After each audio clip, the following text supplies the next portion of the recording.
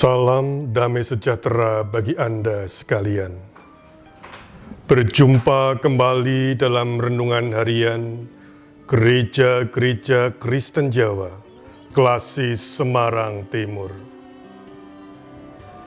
Sebuah ungkapan menyapa kita, pada saat-saat tergelap, kita harus fokus untuk melihat cahaya. Demikianlah yang dikatakan Aristoteles, seorang filsuf Yunani beberapa ratus tahun sebelum Masehi. Nasihat ini diperlukan karena ada orang yang mengalami kegelapan, lalu sangat mudah dikuasai oleh kecemasan dan kekhawatiran yang berlebihan.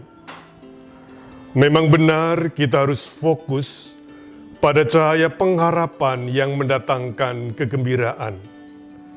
Dalam pengalaman sehari-hari, apakah pengharapan atau kecemasan yang lebih mudah menguasai pikiran kita? Sabda Tuhan kita dengarkan dari 2 Korintus 5 ayat 14 dan 15. Sebab kasih Kristus yang menguasai kami, karena kami telah mengerti bahwa jika satu orang sudah mati untuk semua orang, maka mereka semua sudah mati. Dan kasih Kristus telah mati untuk semua orang, supaya mereka yang hidup tidak lagi hidup untuk dirinya sendiri, tetapi untuk Dia yang telah mati dan telah dibangkitkan untuk mereka. Demikianlah firman Tuhan. Saudara-saudara yang terkasih, salah satu yang menguasai pikiran manusia sejak dulu hingga kini adalah bagaimana caranya agar kaya dengan cepat, kaya secara instan, tidak perlu kerja keras. Karena dengan kekayaan, segala urusan akan dimudahkan. Maka apapun caranya menjadi kaya, itu harus bisa ditempuh. Maka tidak heran muncullah sekarang fenomena orang-orang muda yang pamer kekayaan, terutama di media sosial.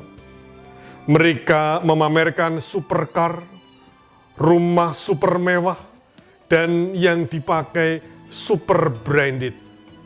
Flexing istilah sekarang. Dan sekarang mereka sedang berurusan dengan pihak berwenang. Pamer kekayaan hanyalah salah satu cara untuk menjerat orang-orang yang kepincut, ingin kaya juga seperti mereka. Saudara, pikiran yang dikuasai ingin kaya dengan cepat dan mudah, sesungguhnya telah menguasai banyak orang.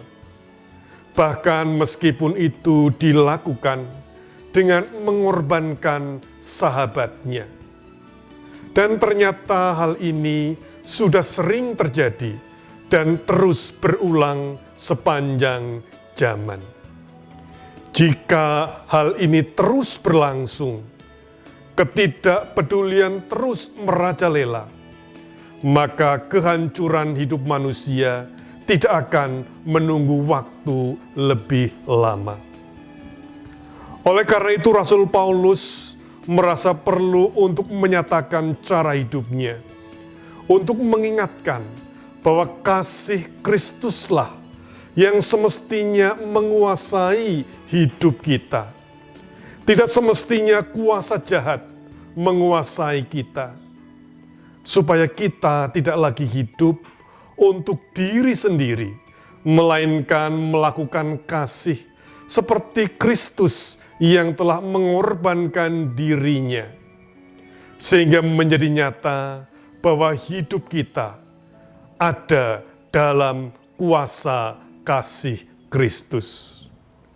Bersyukurlah atas kuasa kasih Kristus, terlebih ketika kita menjalani masa Prapaskah ini. Tuhan memberkati. Amin.